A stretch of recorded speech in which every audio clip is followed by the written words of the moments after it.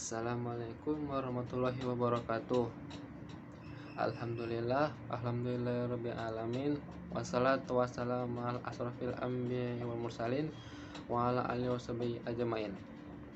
Yang pertama-tama, marilah kita panjatkan puji syukur kita atas kehadirat Allah Subhanahu wa taala yang mana telah memberikan kita kesehatan dan kesempatan sehingga kita dapat melaksanakan perkuliahan daring saat sekarang ini. Dan terlupa pula salam dan kaitan salam kita adakan kepada junjungan kita Nabi besar Muhammad SAW, yang mana beliau telah membawa kita dari zaman jahiliyah hingga zaman yang penuh ilmu pengetahuan kita saat sekarang ini. Yang saya hormati Ibu dosen Fadila Arpa selaku dosen kewarganegaraan pada Prodi Sistem Informasi Besar Genap. Dan saya sayangi teman-teman seperjuangan.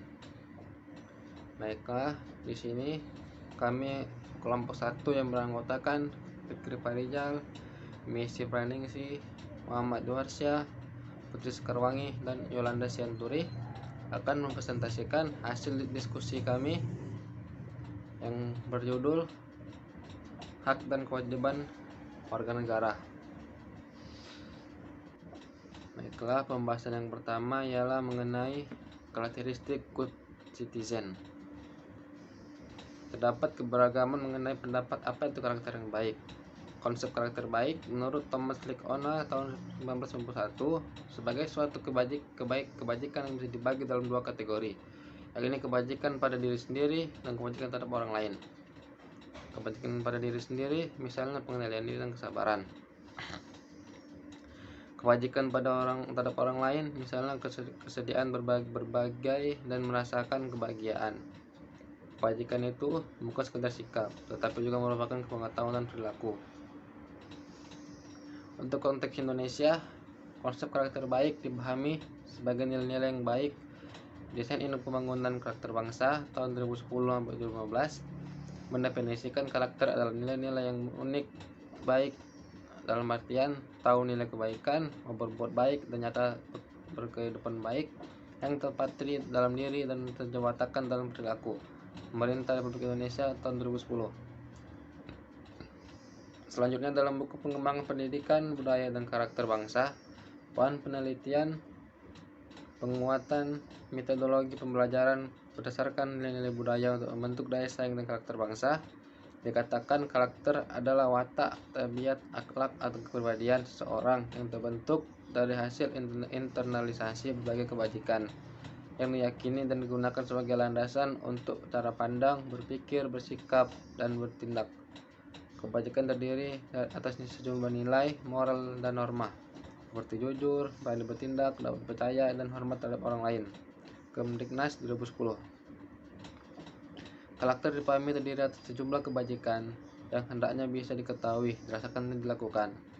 Dari sejumlah nilai kebajikan itu diidentifikasikan ada 18 nilai kebajikan sebagai karakter bangsa, yakni religius, jujur, toleransi, disiplin, kerja keras, kreatif, mandiri, demokratis, rasa ingin tahu, semangat kebangsaan, cinta tanah air, menghargai prestasi, bersabar atau komunikatif, cinta damai, gemar membaca, peduli lingkungan, peduli sosial, dan tanggung jawab.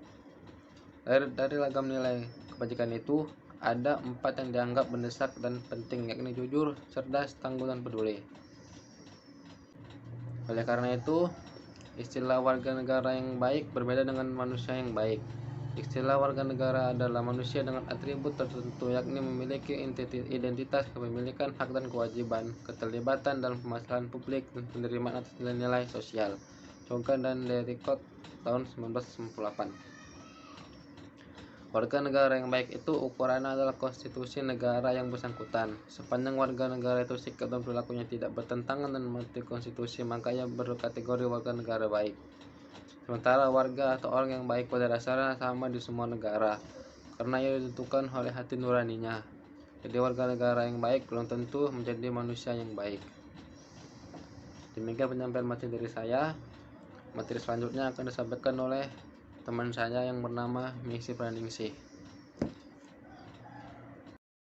Saya Messi Praningsih. Saya akan melanjutkan materi B. Hak warga negara. Hak warga negara adalah suatu kewenangan yang dimiliki oleh warga negara guna melakukan sesuatu sesuai peraturan perundang-undangan. Dengan kata lain, hak warga negara merupakan suatu keistimewaan yang menghendaki agar warga negara diperlakukan sesuai keistimewaan tersebut. Adapun hak warga negara menurut Undang-Undang 1945 adalah 1. Persamaan kedudukan dalam hukum pemerintahan. 2. Hak atas pekerjaan dan penghidupan yang layak. 3. Hak dalam upaya pembelaan negara. Yang keempat, hak berserikat dan berkumpul. 5. Hak mengeluarkan pendapat secara lisan dan tulisan termasuk ketik. 6. Hak untuk memperoleh kesempatan yang sama dalam pemerintahan. 7. Hak untuk ikut serta dalam usaha pertahanan dan keamanan negara. 8. Hak mendapatkan pengajaran. 9. Hak fakir miskin dan hak terlantar dipelihara oleh warga. Selain itu, kita pun masih menemukan hak-hak warga negara yang diatur dalam berbagai peraturan perundang-undangan antara lain 1. Hak memperoleh atau kelompok untuk menyampaikan pendapat sebagai perwujudan hak demokrasi. 2. Hak untuk memiliki wakilnya di MPR, DPR atau DPRD. 3. Hak untuk dipilih sebagai wakil di MPR maupun DPR atau DPRD. 4. Hak untuk berusaha. 5. Hak untuk memperoleh perlakuan yang baik. 6. Hak untuk memperoleh bantuan hukum. 7. Hak memiliki tempat tinggal. 8. Hak untuk mendapatkan kepastian hukum. 9. Hak untuk memperoleh pelayanan dari pemerintah. 10. Hak memanfaatkan sarana hukum. 11. Hak untuk memperoleh perlindungan dari ancaman kekerasan dan penyiksaan. Halo semua, perkenalkan nama aku Yolanda Shanturi dengan NIM 0702201031. Baiklah, saya akan menjelaskan apa itu kewajiban warga negara. Kita sebagai warga negara pasti memiliki kewajiban dalam keseharian maupun dalam beragama. Nah, kewajiban warga negara adalah suatu keharusan yang tidak boleh ditinggalkan oleh warga negara dalam kehidupan bermasyarakat, berbangsa, dan bernegara. Dan kewajiban warga negara dapat diartikan juga sebagai sikap atau tindakan yang harus diperbuat oleh seseorang warga negara sesuai keistimewaan yang dapat pada warga lainnya. Oleh karena itu, warga negara mempunyai beberapa kewajiban yang tercantum dalam Undang-Undang tahun 1945 antara lain 1.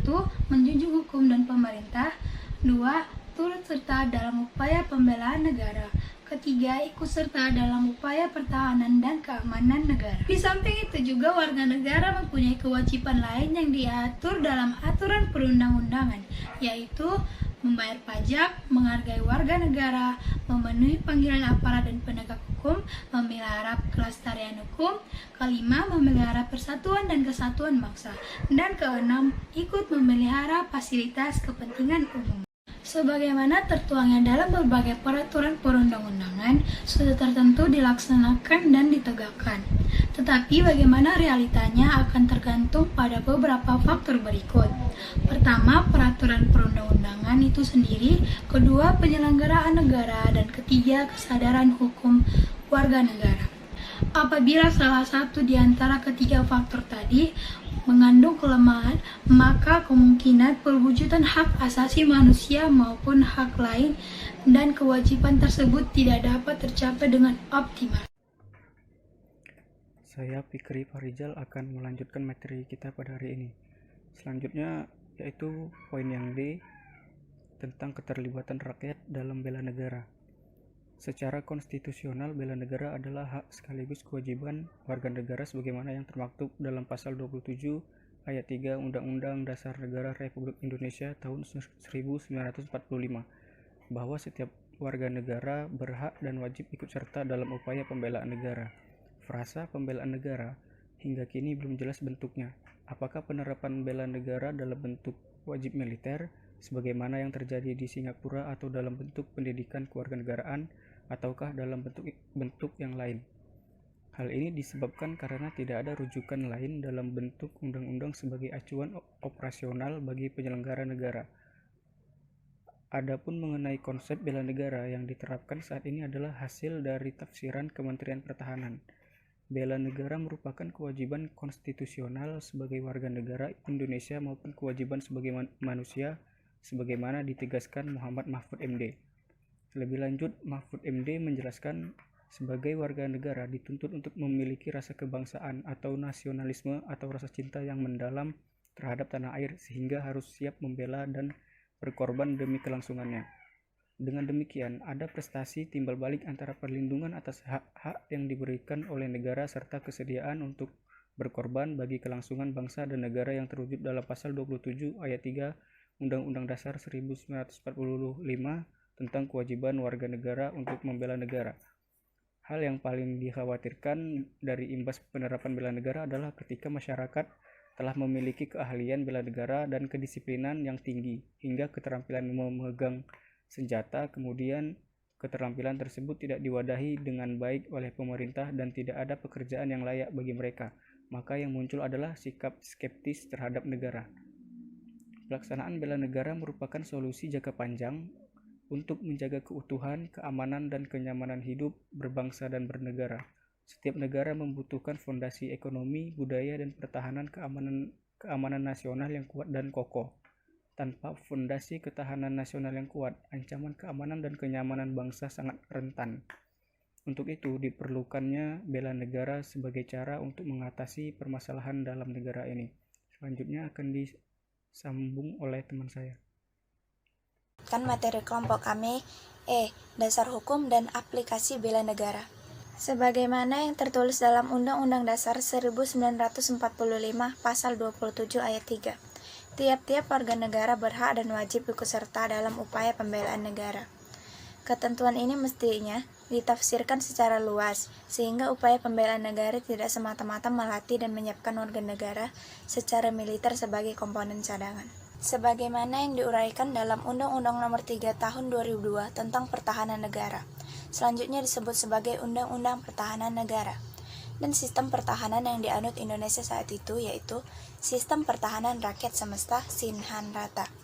Wajib militer dapat dipandang dalam dua ranah, yakni hak dan kewajiban warga negara. Wajib militer sebagai hak yang dimaknai sebagai upaya negara dalam memberikan dasar pertahanan sipil dalam keadaan darurat. Alasan yang mendasari wajib militer, yang pertama, pembentukan semangat patriotisme di kalangan generasi muda.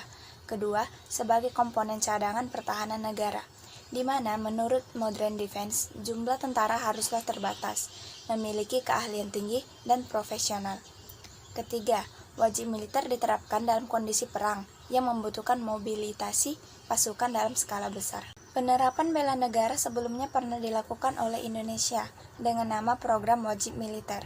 Tetapi program wajib militer saat itu tidak diimbangi dengan penamaan nilai-nilai luhur Pancasila, rasa bangga terhadap bangsa, dan rasa cinta tanah air.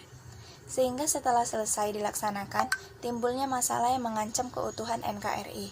Munculnya kelompok pemberontak dan bahkan menjadi kelompok yang melawan negara, seperti GAM, OPM, RMS, adalah pemberontak negara yang ingin melawan negaranya sendiri. Baiklah, mungkin itu saja dari kelompok kami. Lebih dan kurangnya mohon dimaafkan. Wassalamualaikum.